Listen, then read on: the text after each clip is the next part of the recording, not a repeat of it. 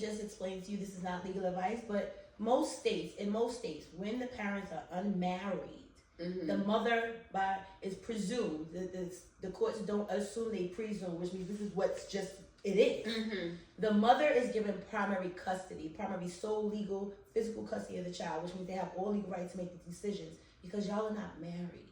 If you are married, however, both parents have equal rights to the child. You can decide the child's upbringing, their religious background, their education, where they live, all kinds of stuff. But when you are unmarried, until you sign that paternity paper or whatever the rules of your state may be, I could just speak for New York.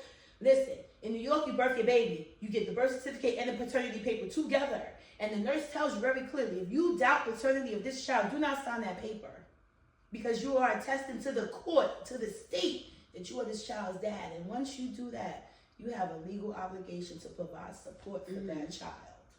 So when you aren't married, the mom has everything. And until you go and file those actual court papers or an agreement, whatever the fact may be, she still has she controls it. That's just what it is. And you have to understand, like, there's, when it comes to custody, there's two different types of custody. So there's like physical custody and then there's legal custody. So DDG has legal custody, but he doesn't have the physical custody of the child. He still gets to, make decisions, important decisions.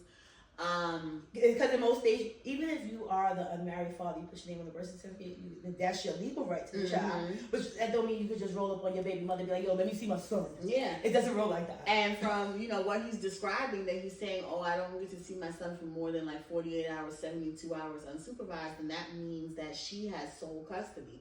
Because joint custody is when the parents share the child 50% of the time.